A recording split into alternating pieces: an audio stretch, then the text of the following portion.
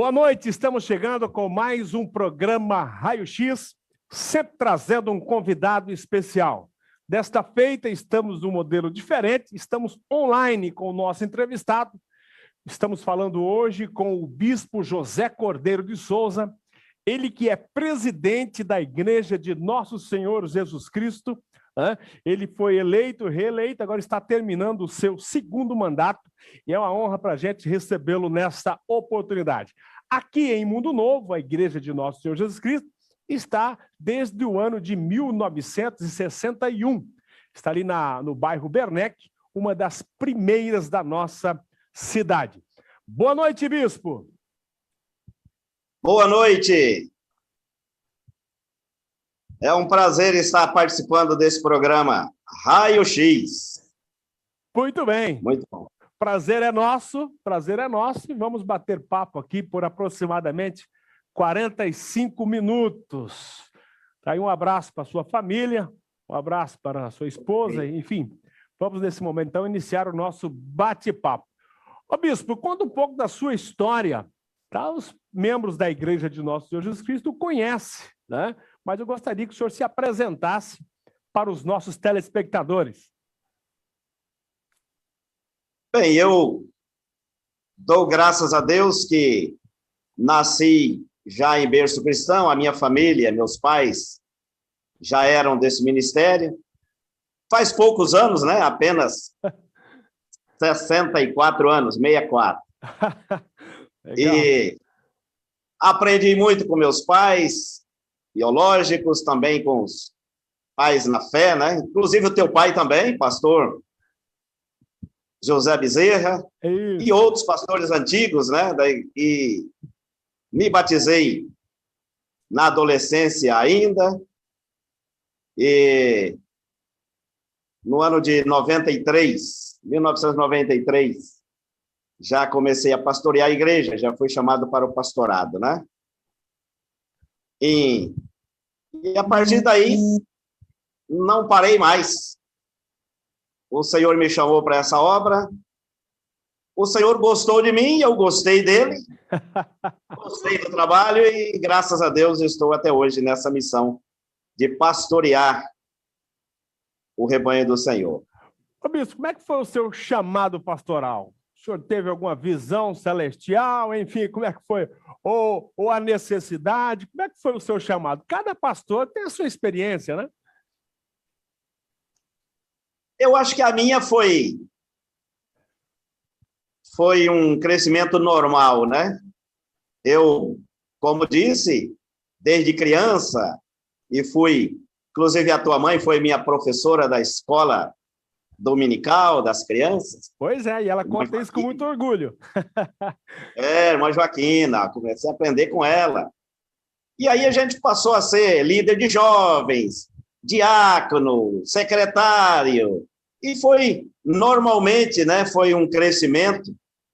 Depois passei a presbítero, fui chamado a pastor. Em 97 fui para participar já da diretoria geral, diretoria nacional da igreja. Depois, em 2013, fui eleito presidente. Então, foi normalmente, não foi assim uma visão sobrenatural. Eu acredito que o sobrenatural foi lá desde os meus pais. Exatamente. Então, foi uma caminhada de fé que... Uma caminhada de fé gradativa, né? E na família do senhor? Eu estou perguntando aqui, né, me colocando como um telespectador. Né? Correto. Eu conheço muito bem a história do senhor. Mas na história, na sua família, tem outros pastores? Seu pai era pastor? Você foi o primeiro pastor? Conta pra gente. Na minha família mesmo, da minha parte, o meu pai não era pastor, era só diácono da igreja, né? Mas da minha família, eu tenho 2 irmãos, os 2 são pastores. Da parte da minha esposa, o pai dela já era pastor, e também tem os irmãos dela, são pastores também. Então, na família, todos foram alistados nesse ministério aí. Tem a família toda, os meus filhos também, dou graças a Deus que todos firmes na igreja, Não quiseram, meus filhos não quiseram a caminhada pastoral, porque acharam meio difícil a caminhada, mas são firmes, graças a Deus, são firmes no Evangelho. Maravilha, bispo. É sempre dar um delay, né? Porque nós estamos à distância, né? Mas a conversa está fluindo normalmente. Bispo, o senhor hoje o senhor é casado, pai de quantos filhos? Já é avô? Conta para a gente um pouco da sua história familiar. Sim, sou casado desde 1982. Não sei quantos anos são, mas deve ser 39. 39, ó, não pode esquecer essas coisas, viu, bispo? 2022 vai ser 40, né? Isso. 39 anos de casado. Minha esposa é pastora também, pastora Cleonice. Tenho um casal de filhos. Meu filho Giliardi já é casado com a Dantiele. A minha filha Gisele é solteira ainda. E do meu filho eu tenho um neto, Davi. Está com 2 anos. E o mês que vem está nascendo o segundo neto, o Max. Uma família ainda pequena, mas promete muita coisa aí para frente. Mais um cordeirinho para Jesus? Tendo mais um cordeirinho aí. Está crescendo aí. Maravilha, maravilha. E a esposa do cordeiro, né? Também chamada de igreja. A esposa do cordeiro, ela é participativa do seu ministério? Como que é? Ou ela é apenas uma esposa de pastor? Não, ela é ativa. Ela é pastora também. Ela auxilia aqui na igreja do bairro Guanandi, aqui em Campo Grande. Auxilia o pastor Lopar, pastor Paulo Sérgio.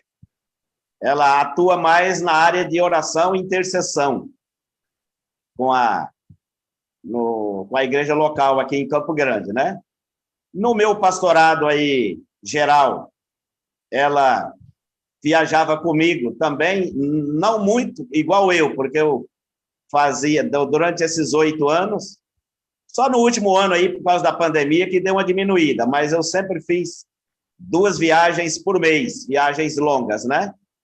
E ela ia, na maioria das vezes, ia uma vez por mês só.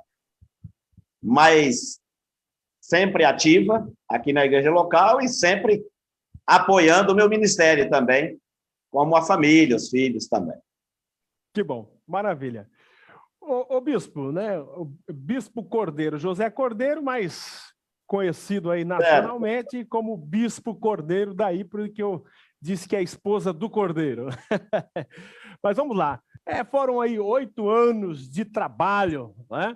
E o senhor já está chegando ao final deste mandato. Daqui a pouco nós vamos falar um pouco mais do teu trabalho, o que o senhor trouxe de inovação. Vamos falar também do novo presidente que já foi eleito e tomará posse nos próximos meses. Porém, agora vamos falar um pouco da história da Igreja de Nosso Senhor Jesus Cristo. Informação que tenho que é a primeira igreja 100% nacional. É isso, bispo? A primeira igreja 100% nacional como? É porque as outras igrejas, por exemplo, a Assembleia de Deus, presbiterianas, todas vieram de fora, né? Ah, entendi isso, correto. Nascida em São Paulo, em 1936, né? Pastor Marcos, xará teu aí. Meu xará. Pastor Marcos Batista, e implantou esse ministério lá em 1936. Estaremos completando 85 anos agora no próximo mês, maio, 17 de maio. E durante essa caminhada toda, a igreja, não vamos dizer que cresceu assustadoramente, igual outros ministérios aí, mas cresceu muito bem. Nós estamos hoje com 89 igrejas no Brasil, e mais uma no Paraguai e uma no Peru, né? 89? A nossa igreja... Oi? 89, o senhor disse? Ou 189? Não, 189, desculpe. Eu falei 89 mesmo, isso, mas é que eu confundi aí com 85 anos de ministério, mas 189. E mais uma no Paraguai e uma no Peru, né? Nós tivemos... Pois não, pode seguir, pode seguir. Pode seguir? Pode seguir, na Com a história da igreja, não? Isso, vai, segue aí, pode seguir. O pastor Marcos Batista não ficou por muitos anos, vieram diversos depois da sua morte, mas o que marcou, ficou mais tempo na igreja foi o pastor Medeiros, que ficou até 1972. A igreja avançou bastante nos demais estados, né? Partindo de São Paulo, os demais estados brasileiros. E de 72 para cá, depois veio o vice-presidente, assumiu por pouco tempo, mas aí veio o bispo Orestes Rodrigues, ficou 12 anos pastoreando. Olha. Tínhamos um problema na imagem, mas o senhor pode continuar falando aí, né, que nós estamos ouvindo o senhor perfeitamente, enquanto o senhor tenta resolver para a gente, acho que foi a questão da câmera aí, né?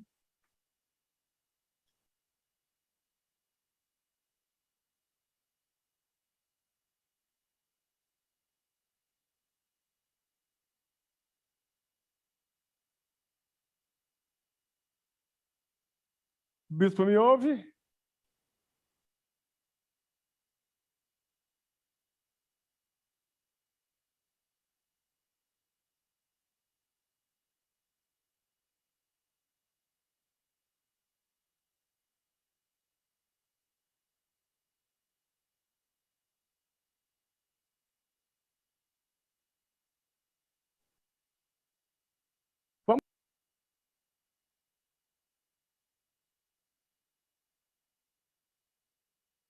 Vamos chamá-lo de novo, né? Tem como reiniciar, o Elvis? O Elvis é o nosso rapaz da técnica.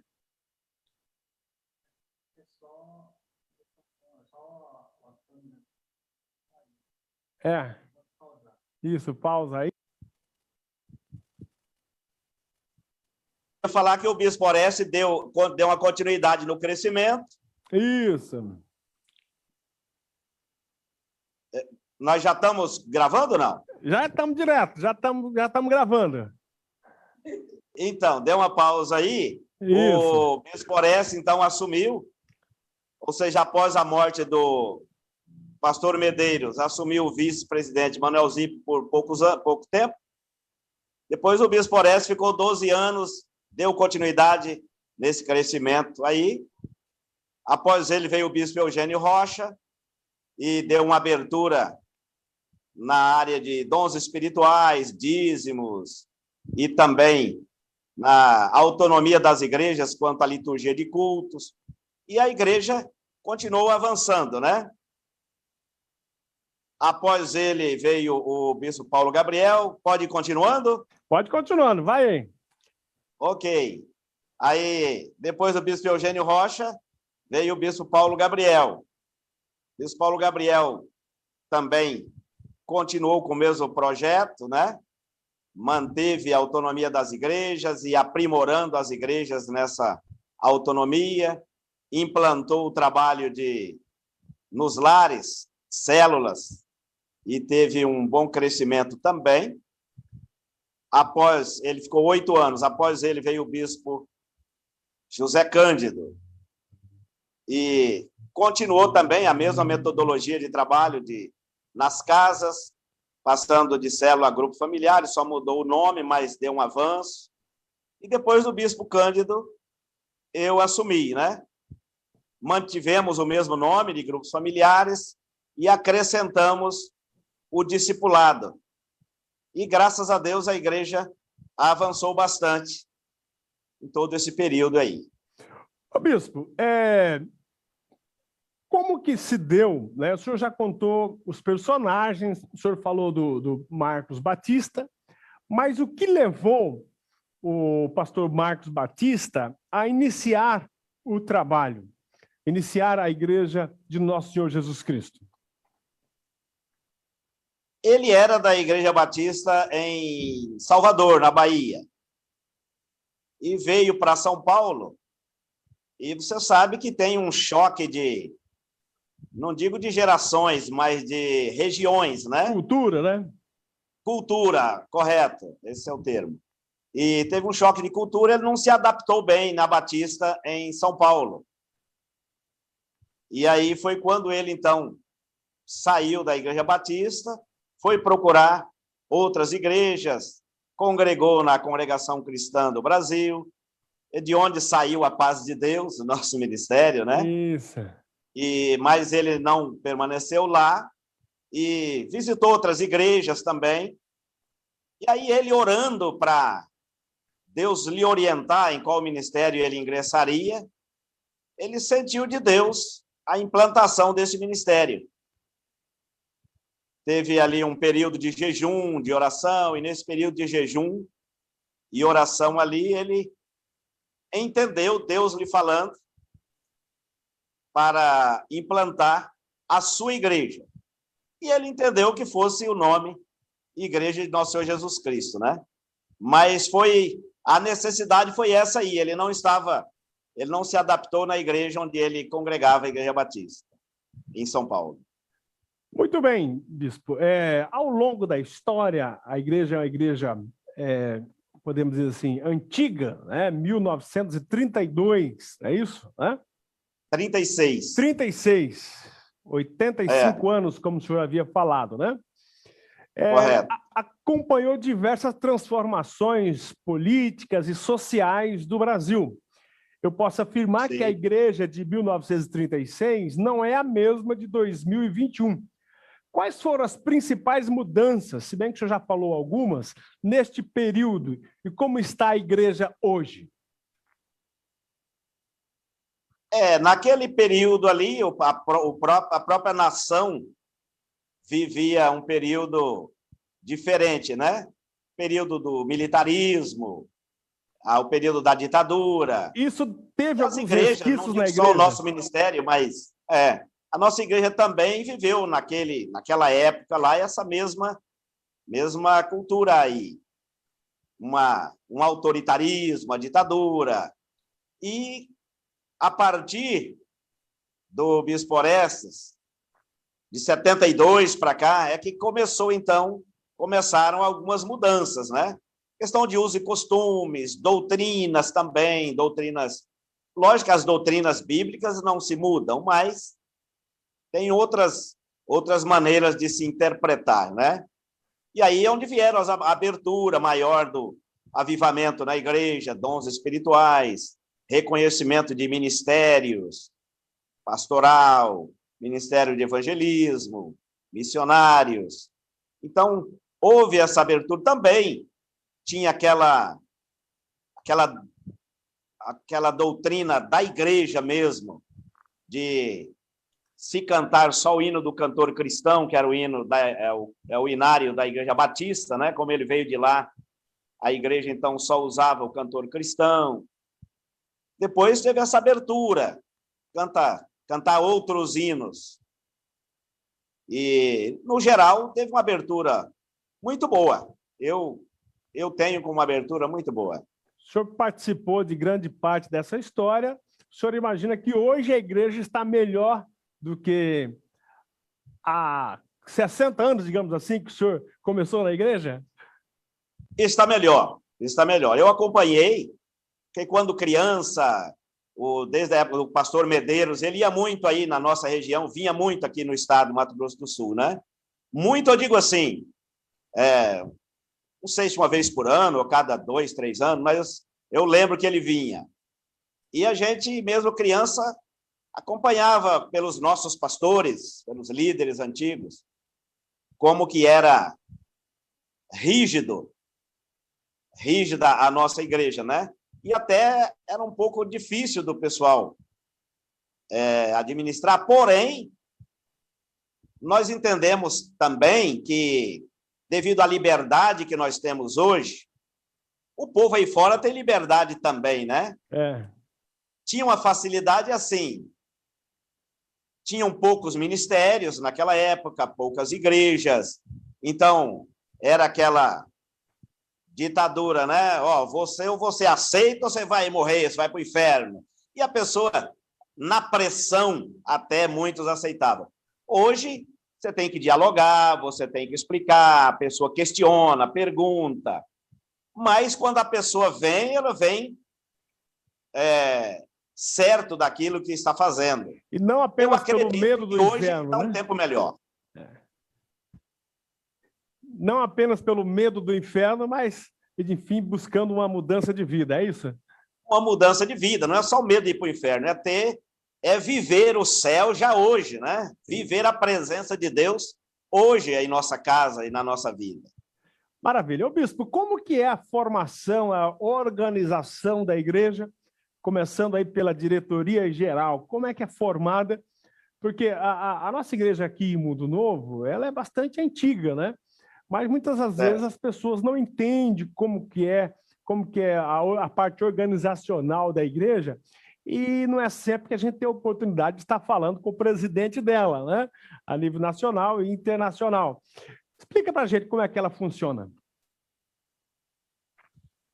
Nós temos a diretoria geral, né, que é composta de 9 diretores, onde temos lá o presidente, temos o vice-presidente, secretário executivo, secretário-geral, e temos o tesoureiro, os diretores também, né? Diretor de Assistência Social, de Educação, Missões, Patrimônio. E essa diretoria, então, nós somos um CNPJ único, né? As Brasil demais inteiro igrejas... um CNPJ. Hã? Brasil inteiro um CNPJ.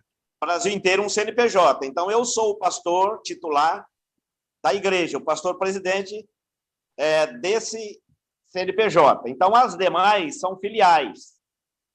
Então, essa diretoria se responsabiliza pela administração da igreja geral, Brasil e internacional. Aí tem as filiais e temos as regiões. Somos divididos em 23 regiões, onde tem os bispos. Então, nós da diretoria geral trabalhamos com esses bispos nas regiões, eles trabalham com os seus pastores locais, uma média de 7 igrejas, 7 pastores cada região, e aí os pastores com a sua igreja local.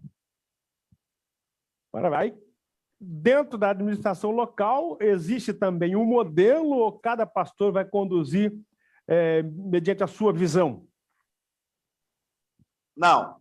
O modelo que nós temos para a diretoria geral, estatutariamente, essa composição que eu falei da diretoria, desses 9 diretores, também ele se estende para as regiões, onde o diretor regional tem a sua mesma diretoria, e na igreja local a mesma coisa. Então, aí tem o pastor presidente, que é o pastor local, o vice-presidente, que é chamado de copastor, e tem a mesma diretoria, que aí que rege como uma extensão da regional e da geral, né? Muito bem. O bispo, o senhor foi presidente da igreja, ainda é o presidente, né? Mas o mandato do senhor começou há 8 anos e estará sendo concluído agora nos próximos meses, né? Eu gostaria de perguntar para o senhor como que estava a igreja, né? Eu sei que o senhor é uma pessoa que reconhece o trabalho dos seus antecessores, mas a fim de expor a sua administração, né, e falar sobre ela, como que ela estava e como que o senhor está entregando hoje algumas mudanças que o senhor considera especial.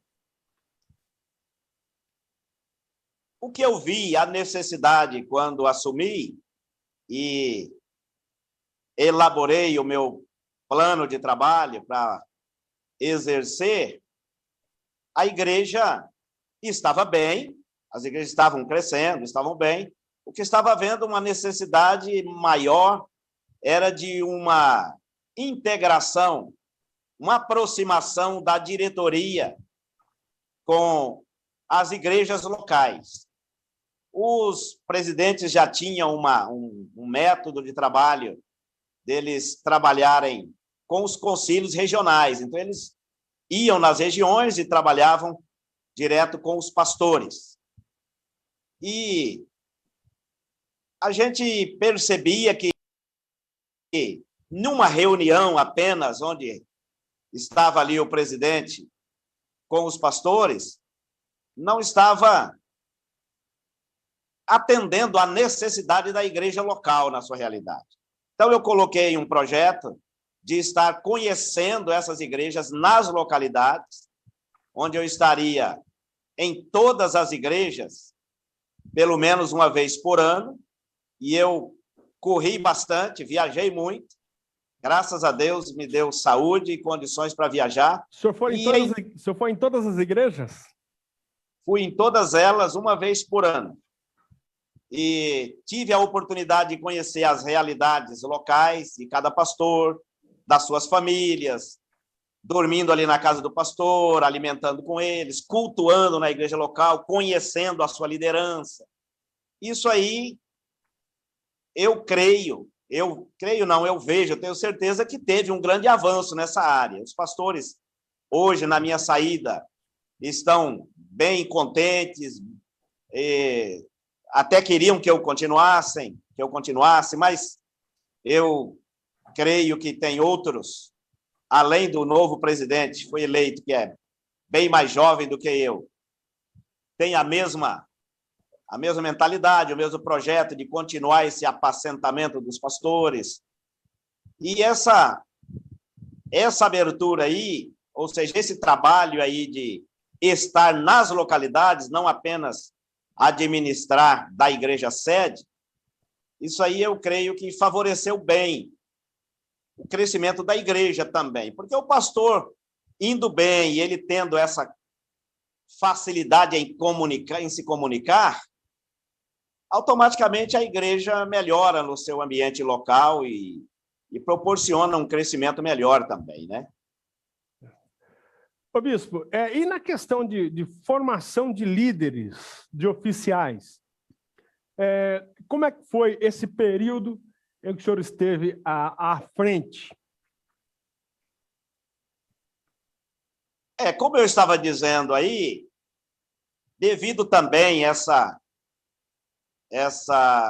não digo ausência, mas esse pouco conhecimento das igrejas locais, então a diretoria também não tinha um conhecimento geral dos talentos que nós tínhamos nessas igrejas locais, que nós já tínhamos, né, e temos.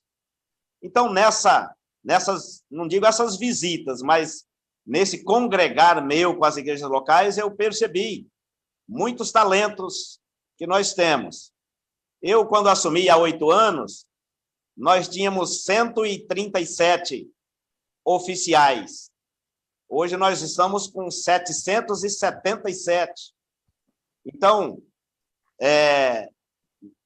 pessoas que estavam aguardando um reconhecimento. Perdemos até muitos líderes antes disso, porque vinham até de outros ministérios e não tinham reconhecimento aqui.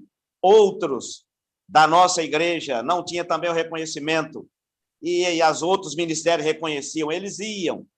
Então, essa questão de reconhecer os talentos, os dons que nós temos, isso aí avançou bastante, deu uma boa credibilidade nas igrejas locais, nos obreiros.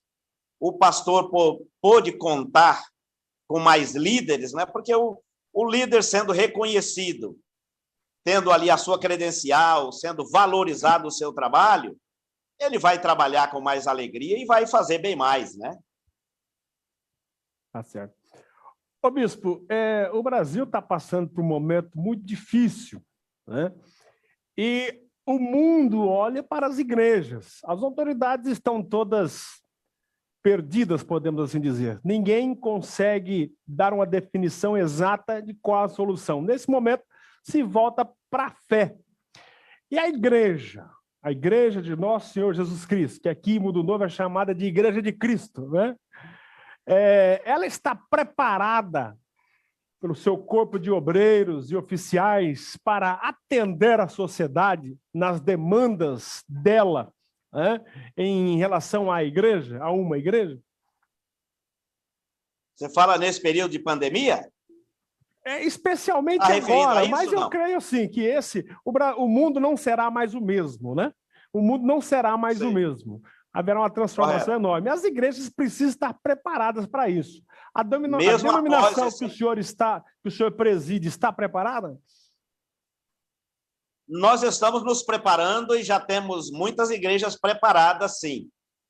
Hoje, nós estamos com muitas igrejas fazendo os seus cultos gravados, online. Foi um período aí, nós cremos, né? Todos nós cremos que é permissão de Deus.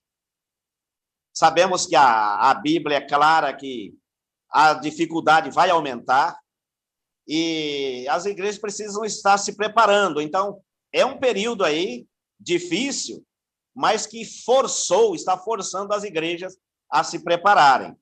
As igrejas estão fazendo seus trabalhos online, gravando, ministrando palestras. Uma equipe reúne na igreja e a sua membresia local assiste pelo celular mesmo, pela internet.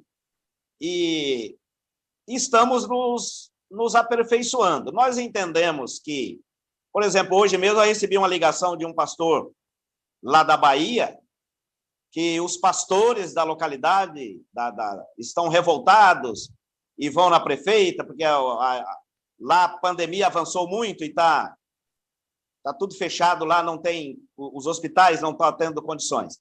E eles vão forçar a prefeita a abrir as igrejas. E ele me perguntou, eu falei, não, o senhor não entra nessa, não.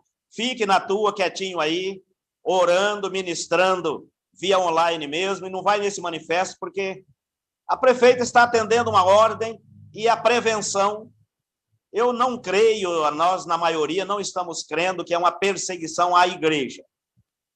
Mas nós temos que estar nos preparando para dias até que isso possa até não mudar. Mas não entendemos que seja uma perseguição à igreja, mas uma preparação da igreja para tempos até piores do que esses que poderão vir. E estamos nos preparando, sim. O senhor acredita que nessa visão de casas, né, culto à distância e as pessoas se reunindo nas casas, é um pouco de volta à igreja primitiva? Olha, sim. A igreja, porque, veja só, nós, como eu já disse, nós temos o trabalho, temos uma metodologia de trabalho de grupos familiares, que é as reuniões nas casas. Mas o pessoal estava muito acostumado a ir só aos templos, né? E o trabalho nos lares, muitas pessoas não participavam ou até não aderiram. E com isso aí, fortaleceu essa visão. Então, as igrejas nas casas, hoje, o povo está adorando em casa, o povo está participando dos cultos nas casas, e como você disse aí, no tempo primitivo, não existiam os templos, né? Eram as sinagogas, as igrejas cresceram, a igreja primitiva cresceu, sem grandes templos. A nossa igreja mesmo, denominação, e outros ministérios também, sempre quando começou nas casas, parece que crescia, e quando foi para o templo, dava uma parada no templo. Quando nós começamos os grupos familiares, foi com a visão do quê? De manter o trabalho nos templos e nas casas. Então, esse período aí, eu acredito que força mais o povo a entender a necessidade de ter os trabalhos nos lares, como era antigamente mesmo, antes de existirem os templos. Muito bem, bispo. Tá, nós tivemos um problema técnico um pouco no início da nossa entrevista, e aí o tempo ficou meio que fora do nosso controle, né? Mas a conversa está boa, eu estou gostando, vamos que vamos. Ô, bispo, vai terminar agora o seu mandato nos próximos meses, né? Gostaria que o senhor dissesse para a gente qual vai ser o exato dia que vai terminar o seu mandato, e já aproveitando, qual a expectativa do senhor para os próximos 4 anos da nova administração? A posse do novo presidente vai ser dia 29 de maio, já final do mês que vem. Eu tenho aí só 1 mês e 10 dias. Estamos nesse período de transição aí, E a expectativa é muito boa, até porque o presidente eleito, ele já trabalhava comigo também, ele no primeiro mandato meu foi meu secretário executivo, no segundo mandato foi o meu tesoureiro geral, digo assim, na minha gestão, né, mas da igreja, no geral. E ele me acompanhou nessas regiões, e o projeto dele foi de estar dando continuidade nesse apacentamento e fortalecendo esse trabalho nos lares, aí, esse discipulado também com os líderes, e aperfeiçoando mais o discipulado direto aos bispos e eles aos pastores. Um discipulado, assim, um acompanhamento semanal ou quinzenal a eles, e dando treinamento também. No seu plano de trabalho, ele propôs, e a maioria gostou, por isso votou nele, 5 propósitos que ele vai estar. Ele já tem essa experiência na igreja local, ele pastoreou uma igreja em São Paulo, bairro São Miguel, por 17 anos, e ele trabalhou lá com aquela visão dos 5 propósitos, que é adoração, integração, serviço, evangelismo e discipulado. E lá a igreja cresceu bem nesse projeto aí. Então, ele vai expandir, foi isso que ele propôs a todos os oficiais da igreja, vai estar, então, se colocando à disposição, e vai ter uma equipe, cada propósito desse com um pastor responsável, onde vai estar realizando simpósios, seminários, palestras de treinamento. Como nós já dissemos, nós temos hoje bastante oficiais, temos 777, e esses oficiais estão precisando hoje de um treinamento melhor. Nós reconhecemos isso. Estão com vontade de trabalhar, já estão trabalhando, mas esse projeto dele de levar esse treinamento, esses seminários nas regiões, para treinar esses líderes nas regiões e nas igrejas locais, vai dar um avanço maior. Então, nós estamos com uma expectativa boa, os pastores estão esperançosos, esses oficiais que são distribuídos em pastores, presbíteros, evangelistas e missionários, eles estão todos nas expectativas de receber esse treinamento desses 5 propósitos aí, esses 5 pilares, para trabalharem na igreja local e fortalecendo a igreja nos lares também, e esse discipulado, como eu disse aí, um acompanhamento de perto, digamos assim, pela internet mesmo, né? Por esse método aí que nós estamos usando agora, essa ferramenta. Então, vai estar dando esse acompanhamento aos diretores regionais, aos pastores, e esse treinamento aí.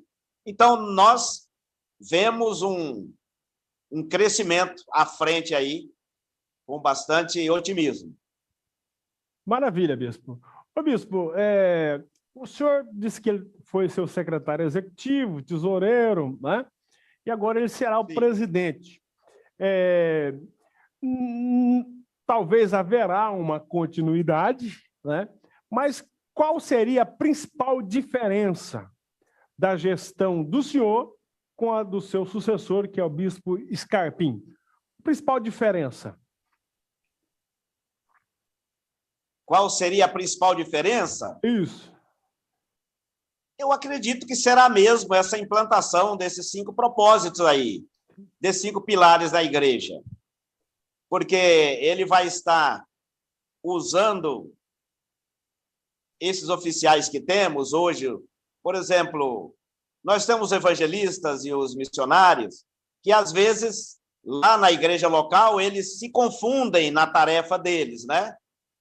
Quando, nesse treinamento aí, vai estar cada um sendo direcionado para um trabalho. Então, eu acho que a diferença vai ser mais aí, nessa capacitação que vai estar dando e um direcionamento para eles. né? Os missionários vão trabalhar mais na parte do discipulado individual na igreja local. Os evangelistas vão estar trabalhando mais na área em massa, área pública, né? Os presbíteros trabalhando mais na parte administrativa local, junto com o pastor e o pastor. Então, o que eu creio que vai dar, a diferença que vai dar aí vai ser essa capacitação mesmo. Maravilha, bispo. Muito bem explanado aí pelo senhor. Ô, bispo, o nosso tempo não nos espera. Eu gostaria de deixar o senhor à vontade para trazer uma meditação, uma reflexão para os nossos telespectadores, né? Aí o senhor fique à vontade, porque eu creio que todos necessitamos de uma palavra inspirada, de uma palavra vinda de Deus, nesse momento tão difícil pelo qual estamos passando. Amém. Nós podemos meditar, nós podemos lembrar de uma palavra que sempre há necessidade de refletirmos, lá em 1 Pedro, no capítulo 1, a partir do verso 3, quando fala do novo nascimento. E o que nós hoje precisamos estar meditando que somos novas criaturas, pessoas transformadas, nascidas de novo, quando o apóstolo Pedro nos escreve ali que fomos regenerados ou regerados através da ressurreição do Senhor Jesus. Nascemos de novo quando da ressurreição dele. E quando nós nascemos de novo, nós nascemos para uma nova vida. E o que nós precisamos entender nesse novo nascimento é que o Senhor Jesus nos deu essa nova vida para crescermos mesmo, para avançarmos.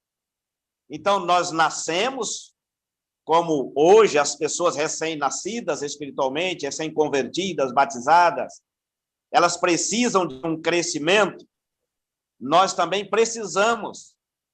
Lá desde o nosso nascimento nós precisamos e hoje ainda precisamos estar tendo um alimento diário para o nosso amadurecimento.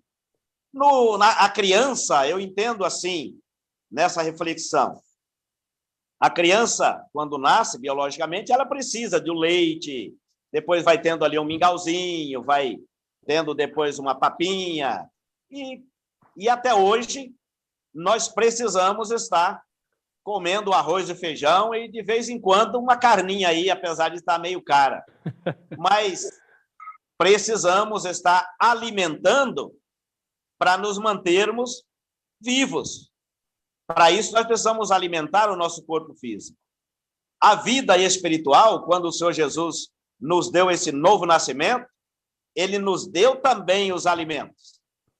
E o que precisamos estar refletindo como igreja hoje é que, às vezes, nós achamos que por estarmos aí há 40 anos de nascido de novo, que não precisamos mais nos alimentar. E acaba, às vezes, enfraquecendo na fé, ou ficar desanimados, ou ficar uma pessoa crítica, enxergando apenas os defeitos. Então, nós precisamos estar sempre. Qual é o verdadeiro alimento que o Senhor Jesus nos deu? Primeiro, a leitura da palavra, né? Nos alimentando na palavra, que é o verdadeiro alimento espiritual, o Senhor Jesus, ele é a verdadeira palavra, o verdadeiro alimento. Meditar na Bíblia, isso nos alimenta todo o tempo. Nós precisamos estar orando em todo o tempo, como o apóstolo Paulo também disse, né? Falou para nós, para estarmos lendo a Bíblia em todo o tempo, quando ele fala para nos apresentarmos como obreiro aprovado, que medita na palavra de Deus, né? Que não tem do que se vergonhar, mas maneja bem a palavra da verdade. Então, está lá em 2 Timóteo 2,15, né? Então, nós precisamos estar alimentados para não sermos envergonhados aí fora. Até, às vezes, no nosso próprio procedimento, nosso próprio testemunho. E o alimento da oração, o apóstolo Paulo falou, orai em todo tempo. com toda oração e súplica no Espírito. Então, não com a Bíblia aberta nas praças, nas ruas, que hoje o evangelismo não é mais assim, mas é por exemplo de vida. E isso é, então, nós estarmos alimentados, preparados na palavra, fazendo cursos teológicos, lendo a palavra, procurando entender, procurando até pessoas para nos explicar, tirar dúvidas, orando, jejuando, fortalecendo o nosso espírito. O congregar é um forte alimento também. Hoje, muitos não estão podendo congregar, mas nós temos a comunicação que precisamos estar usando o celular, usando o WhatsApp, usando o Facebook, para estarmos transmitindo uma palavra de alimento aos membros da igreja, nós como líderes, e os membros também procurando essas ferramentas, procurando ouvir essas mensagens e procurando essa integração, mesmo que não podemos nos abraçar, não podemos nos encontrar, mas bater um papo pelo celular mesmo, porque essa comunhão que nós temos, que precisamos ter uns com os outros, isso nos alimenta. O Senhor Jesus falou para nós que quando nós estamos em comunhão, né? O apóstolo João escreveu lá no capítulo 1. Ele escreveu, quando temos comunhão uns com os outros, o sangue de Cristo nos purifica de todo pecado. Então, se nós não temos essa comunhão com os irmãos, nós não vamos ter comunhão também com Cristo, porque ele está em cada um de nós. Então, tendo essa comunhão com os irmãos, nós vamos ter com ele e automaticamente vamos estar em todo o tempo confessando as nossas necessidades e ele vai estar nos perdoando. Então, é um alimento que precisamos estar buscando. O testemunhar de Cristo, o evangelismo, enfim, para nós mantermos que o Senhor Jesus quer. Ele falou que nós somos o exército dele. E o exército não é composto de criança, não é? O exército é composto de homens e mulheres saudáveis. Então, para sermos uma igreja saudável, para sermos um exército saudável, nós temos que estar reconhecendo sempre que somos nascidos de novo, mas não podemos ficar como recém-nascidos. Precisamos ficar sempre como pessoas transformadas, mas amadurecidas para anunciarmos, para lutarmos, guerrearmos e vencermos. O Senhor está conosco, mas ele nos usa como soldados e como oficiais do exército dele. Então, a palavra que eu tenho, essa rápida reflexão, é que vamos estar sempre entendendo o nosso novo nascimento, a nossa transformação, mas cultivando através dos alimentos espirituais. E, como líderes, alimentando as pessoas recém-nascidas e lhes dando esse conhecimento também. Muito bem. Nós queremos agradecer de coração o bispo José Cordeiro de Souza, o bispo Cordeiro, ele que é presidente da Igreja de Nosso Senhor Jesus Cristo do Brasil, que liderou a mesma aí por 8 anos e seu mandato termina agora, dia 29 de maio. Queremos agradecer, mas, bispo, sem antes, deixe pedir para o senhor dar uma palavra objetiva para os membros da igreja, né? O senhor falou de uma forma geral, o senhor falou aqui agora sobre o alimento, eu creio que isso serve para mim, serve para o Elvis, serve para todos os telespectadores, né? Agora, uma palavra de incentivo para os membros da igreja, que com certeza muitos, Brasil afora, estarão acompanhando esta entrevista, bispo. Para encerrar, e é isso já com as considerações finais.